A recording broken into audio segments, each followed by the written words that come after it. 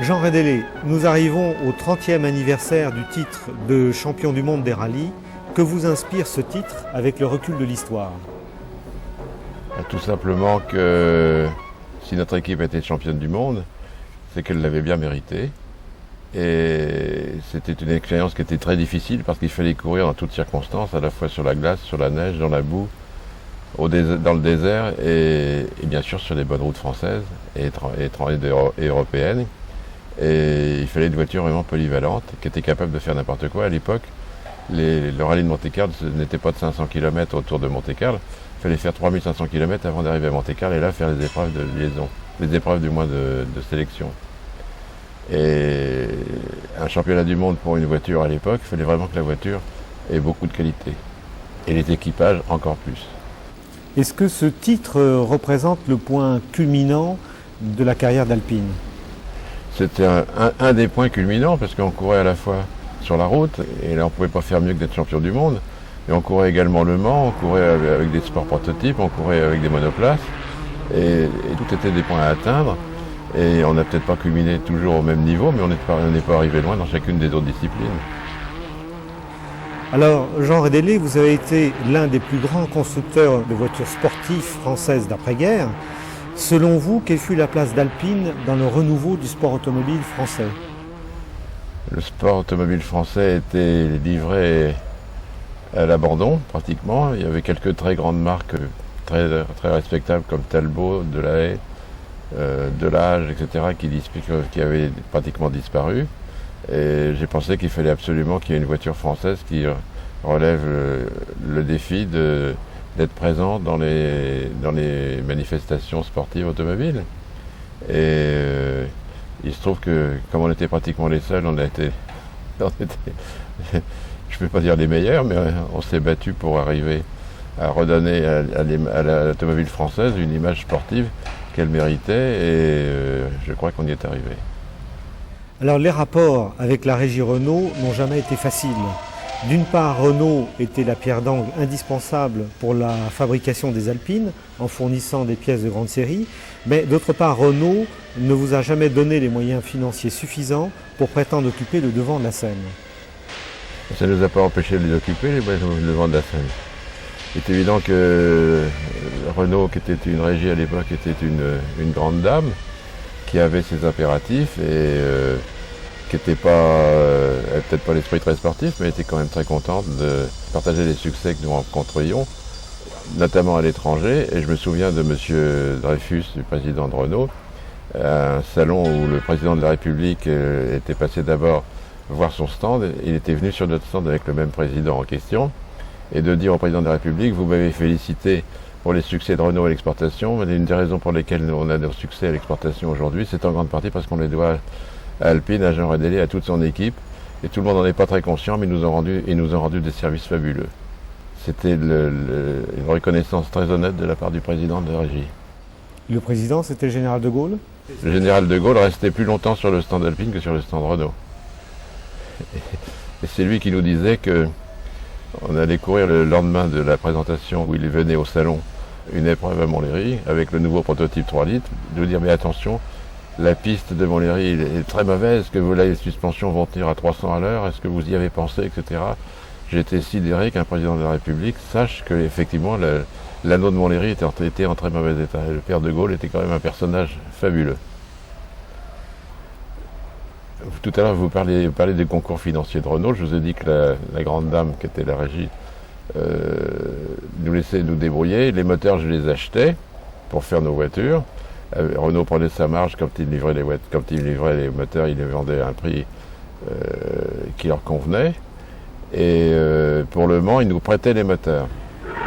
On avait des moteurs qui nous étaient prêtés, ce qui était très embêtant parce qu'une fois qu'on avait couru Le Mans, on avait des très beaux prototypes, mais on n'avait plus de moteurs dedans. Alors, il a fallu que je retrouve des moteurs, que je rachète des moteurs après. Oui, parce qu'au début, vous étiez en concurrence avec René Bonnet pour oui, ce qui ne s'expliquait pas très bien. Si vous voulez, ça m'est délicat de parler de tout cela. Mais il y a eu des mauvaises orientations dans les choix que Renault faisait, et probablement. Et ils avaient choisi de donner des moteurs à Renault et puis de ne pas nous en prêter. Alors qu'il y a eu quand même chez Renault une prise de conscience et un jour on m'a dit des moteurs on vous en prêtera aussi. C'est comme ça qu'ils nous ont prêté des moteurs pour le courir des 24 heures du Mans. Et on a quand même gagné tous les indices de performance, indices énergétiques. Puis par la suite, c'est quand même une Alpine qui a gagné également le classement général aux 24 heures du Mans. Alors venons-en aux années, je dirais, critiques et difficiles d'Alpine. En 71, vous présentez la 310, mais très vite, vous supportez un certain nombre de grèves, donc qui pénalisent la production. Et puis nous arrivons à la crise du pétrole en 1973. Ces concours de circonstances vont vous mettre dans des difficultés financières. Peut-on revenir sur les facteurs qui firent que Renault est entré dans votre capital ? L'usine moderne qui est actuellement à Dieppe a été réalisée en plusieurs étapes. Alors je venais de finir la première étape et on était débordé par les commandes. Il fallait agrandir l'usine, ce que j'avais agrandi. Et on a engagé 300 et quelques personnes de plus. Et l'entreprise Alpine est devenue la première affaire de Dieppe, de très loin, avec plus de 800 employés. Et sur le plan social, mes hommes n'entendaient pas être préoccupés par les histoires de syndicats, etc. Non pas que j'ai fait quoi que ce soit pour empêcher que les syndicats soient présents, mais c'était les gars qui avaient autre chose à faire que de faire du syndicalisme. Et quand on a agrandi l'usine, et pour cet agrandissement je m'étais endetté sur tout ce que j'avais et tout ce que je pensais que j'aurais, j'ai engagé 300 personnes. Et la CGT qui n'était pas dans la maison a foutu 150 meneurs dans le lot des nouvelles personnes engagées qui m'ont foutu une grève du jour au lendemain. Les gars qui étaient engagés la veille au soir étaient en grève le lendemain matin à 6 h. Et cette grève a tellement été tragique sur le plan financier que, à ce moment-là, Renault m'a demandé, M. Dreyfus m'a demandé de prendre une participation dans l'affaire. Et j'ai pensé qu'il fallait que je rentre en relation avec Renault, alors que j'étais poursuivi par des marques étrangères que je ne nommerai pas, américaines et japonaises, et je n'étais pas du tout tenté de céder quoi que ce soit d'Alpine à l'étranger, compte tenu que les voitures appartenaient beaucoup plus à mon personnel, beaucoup plus à mes pilotes, beaucoup plus au public, et je ne me voyais pas en train de vendre Alpine à l'étranger, alors que financièrement et fiscalement, c'eût été infiniment plus intéressant. Et la raison pour laquelle j'ai traité avec Renault, essentiellement, c'était de sécuriser l'emploi de tous mes compagnons. Est-ce que vous n'avez quand même pas néanmoins regretté de ne pas accéder à la marche suprême de la compétition automobile, c'est-à-dire la Formule 1 ? La Formule 1, à l'époque, Renault ne souhaitait pas qu'on court en monoplace. Et on avait fait une monoplace de Formule 1. On courait en Formule 3, en Formule 2, et il nous manquait que la Formule 1. Et à l'époque, on avait fait une Formule 1 qu'on a dû réaliser discrètement, très discrètement. Et je me souviens d'avoir eu un courrier de Renault qui me demandait de ne pas courir en monoplace. J'avais répondu qu'il nous fallait, pour réussir, même sur la route, il fallait qu'on sache vraiment tout ce qu'il fallait savoir sur l'automobile, y compris sur les monoplaces. Et que comme financièrement il n'apportait pas de contribution, j'étais donc maître de mon destin en la matière et que mon devoir était d'avoir une équipe aussi valable que possible. Pour être aussi valable que possible, il fallait faire de la Formule 1 en plus de toutes les autres disciplines. Et ils m'ont laissé tranquille, mais je ne voulais pas non plus en rajouter, ce qui fait que j'avais demandé à tous mes collaborateurs, à tous mes techniciens, de ne pas parler de la monoplace de Formule 1 qu'on avait préparée. Ce qui fut fait. Je ne cherchais pas du tout à avoir un climat difficile avec Renault. Néanmoins, je pense que ce prototype a disparu et je crois que Renault voulait que ce prototype n'existe plus. Oui, ils ont voulu qu'il disparaisse, malheureusement. Alors, les Alpines sont devenues des voitures mythiques, mais selon vous, quelle fut la meilleure berlinette ? La 1400 de 1969, la 1600S de 71 ou la Groupe 4 de 1973 ? Elles ont toutes eu leur panache à l'époque où elles couraient. Et il est évident que la 1300S marchait très bien. Le modèle dérivé 1400 était également très bien. Tout ça a été couronné par des succès. Puis est arrivé la 1600, puis la 1800, etc. Et chacune de ces voitures, qui étaient dérivées du même modèle de base, a eu ses heures de gloire. On a été les premiers à mettre un turbo sur nos voitures, sur les moteurs Renault, et on était arrivé à courir avec 225 chevaux, voire 250 quand on le libérait complètement, et la voiture était capable d'aller toujours en avant, toujours plus vite. Le problème qu'on avait, c'était la transmission qui devenait de plus en plus fragile. il aurait fallu qu'on conçoive une boîte de vitesse différente. Mais on n'était pas arrivé au bout de l'échelle, on aurait pu continuer à monter. Alors, est-ce que la philosophie de la construction de la berlinette, c'est-à-dire le châssis poutre, la carrosserie en polystyrène stratifié, le moteur à l'arrière, est-ce que, à votre avis, c'est encore une solution technique valable en 2003 ? Oui, mais il faudrait l'actualiser parce que tout de suite, il y a des nouvelles normes de passage, normes de sécurité. Par exemple, il y a les chocs latéraux qui sont à prévoir. Il est évident qu'il faudrait concevoir l'ensemble pour pouvoir résister aux tests d'homologation des voitures. Il faut que vous sachiez que la berlinette, quand on a passé les tests de sécurité, il fallait heurter un mur à 65 km/h de face. Je ne sais pas si vous connaissez les règles du jeu pour obtenir l'homologation.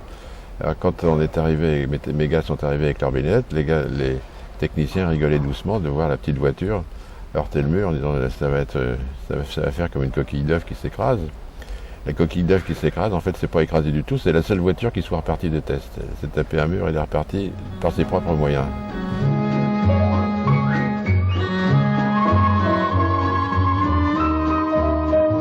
Quand une berlinette était en test au Brésil, jamais une voiture n'a cassé, au même titre qu'elle ne cassait pas dans les compétitions dans lesquelles on les faisait courir. Donc on a démontré qu'on pouvait faire très léger et très solide. Alors vous auriez à construire une berlinette en 2003, est-ce que vous la changeriez esthétiquement ? Le moins possible. Regardez l'expérience que fait BMW avec l'ancienne Austin, la Mini. Ils vendent la Mini avec un ensemble créé par BMW autour de la Mini. Et ce que les gens achètent, c'est l'image de la Mini. Et c'est un succès commercial. Alors si je devais refaire une voiture, je m'inspirerais certainement des grandes lignes de la berlinette et je souhaiterais qu'elle ait autant de succès que la berlinette en a eu et en a toujours. Alors, vous êtes connu, Jean Radélé, comme étant profondément humaniste. Votre équipe, vos hommes, vous l'avez toujours dit, étaient le cœur d'Alpine. Et on a l'impression que vous étiez un patron totalement humain. Certainement. J'ai la plus grande considération pour tous les garçons qui étaient avec moi. Et puisque vous m'avez incité à parler d'argent, je n'ai pas couru après l'argent, mais j'étais entouré de garçons avec moi, aussi passionnés que moi, que ce soit les mécaniciens, que ce soit les techniciens, que ce soit les pilotes. J'ai jamais eu à discuter un contrat avec un de mes hommes. Leur contrat, c'était leur passion. Et ils venaient chez nous parce que c'était le meilleur endroit pour que leur passion s'épanouisse, que ce soit le modeste mécanicien, que ce soit le bon technicien, que ce soit le bon pilote ou tout jeune pilote. Ils sont tous venus non pas pour l'argent, mais ils sont venus parce qu'ils étaient animés par la même passion que la mienne. Alors j'ai eu la chance, tout seul on ne fait rien dans la vie, on ne fait qu'à travers une équipe. Alors j'ai eu la chance d'avoir une équipe aussi passionnée que je l'étais, qui a su consacrer, parce que c'était pas du tout le sacrifice, ils étaient passionnés par leurs activités. J'ai eu la chance de les avoir tous autour de moi et c'est à eux que reviennent tout le mérite qu'on m'accorde aujourd'hui. Alors j'aimerais bien, faites ce que vous voulez dans votre émission, mais qu'on faites comprendre que c'est à eux que je dois tous nos succès. Enfin, pour terminer, quel message pouvez-vous délivrer aux collectionneurs d'Alpine ? Que c'est pas plus bête de garder les Alpines que des actions en bourse. C'est tout.